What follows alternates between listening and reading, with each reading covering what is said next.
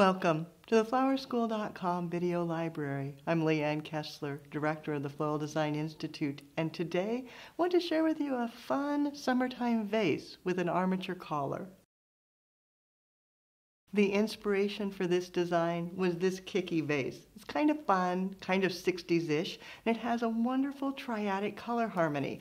The flowers on it come in the pink, the yellow, and the blue. So a triadic harmony. That's why I started with the cherry-o roses, some tansy, echinops, a little bit of Queen Anne's lace, a little bit of greenery, and we're ready to go. To pick up the white in the vase, I decided to work in some middle lino. The sticks come in all different colors. I'm using the natural bleached, and then cut it down to size. Then if you remember in a previous video, I showed you how to make the triangles. So you cut them down and then loop them together using the bouillon wire. So to create a collar for this design, I started by making dozens of lovely triangles. Once I have the triangles, all different sizes, I lay them out on the table and start creating a collar, looking at how they connect back and forth, leaving the center free because that's where the flower stems will go. Then once I like the placement, then using U-glue dashes, just take a dash and stick them together to make sure that they won't slide apart. So I just place it on, then peel it off.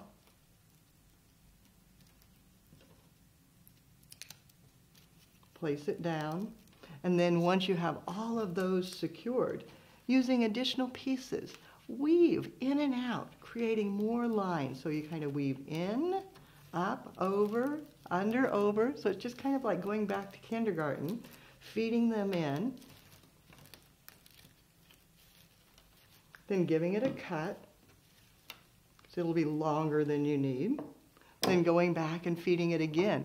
Then once you've finished, you'll have a structure that's secure, everything woven together. And you can continue weaving if you'd like, feeding it in, bringing it through, up and over, pulling it, and just feeding back and forth wherever you would like until you get a full collar. It can be oval, round, triangular, rectangular. It really doesn't matter. You get to choose.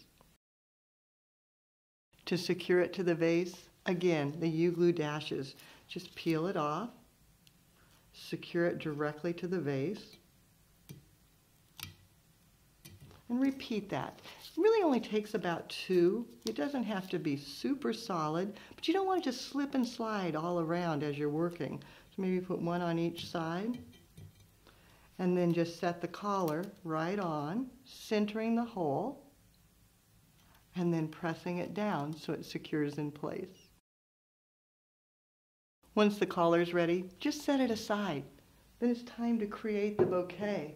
And I find when I'm working in a spiral format, it's easiest to go ahead and just get your materials prepared. Remove any damaged petals, extra leaves, lay them out on the table, ready to work with. Because once you start, you don't want to have to guess, what do I need, where is it? Adding in the foliages and the tansy. And just laying everything out on my table so that I can see what I have. And the echinops.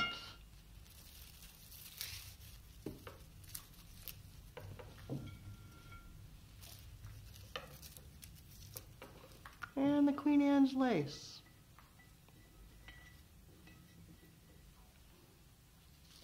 Maybe a few more roses here.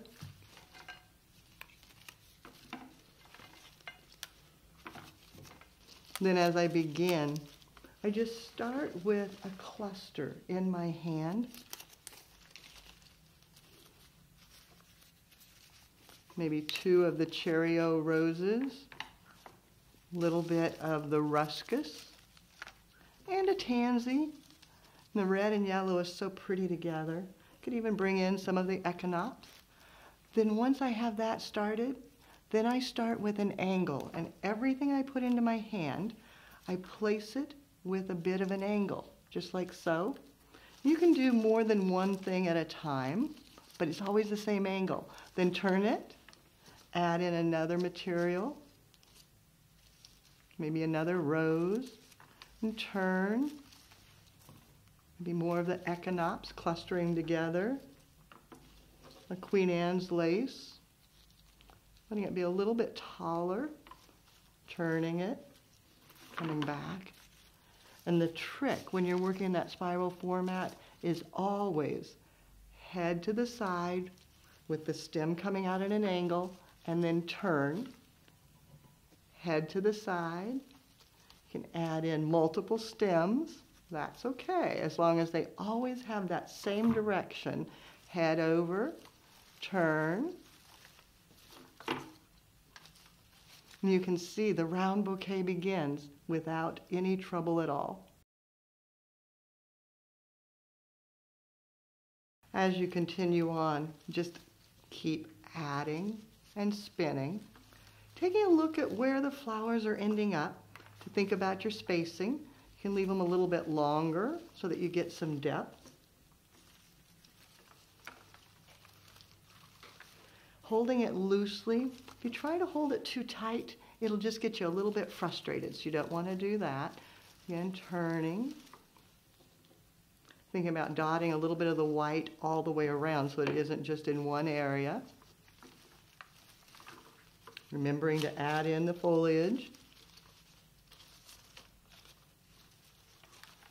Then if you decide you want it to be a little taller, you can just give it a tug, pull it right up, and turning.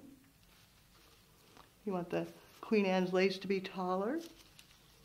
Maybe bring in another one over here.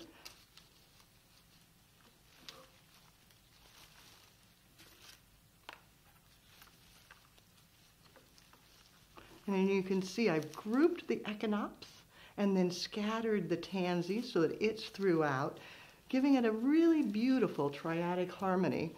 And as I go, I turn, looking for holes, continuing to fill until I'm happy with the round form.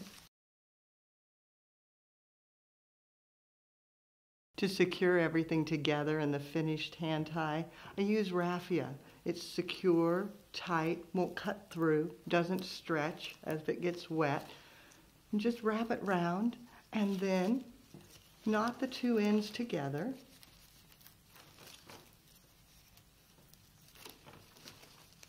Then using a clipper, cut all the stems to length to fit in the vase. The bouquet then, just hold the stems tightly together, place it down into the armature, and then let it relax into place. So fun, so easy, so fabulous. For more creative inspiration, you'll find it on the website, flowerschool.com. If you've got questions, you can reach me there or pick up the telephone and give me a call at 503-223-8089. And of course, I'd love to see what you create. You can send it to my personal email, leanne@floraldesigninstitute.com, or post it on social media and tag Floral Design Institute so we all can see. Because now, it's your turn. Have fun and do something you love.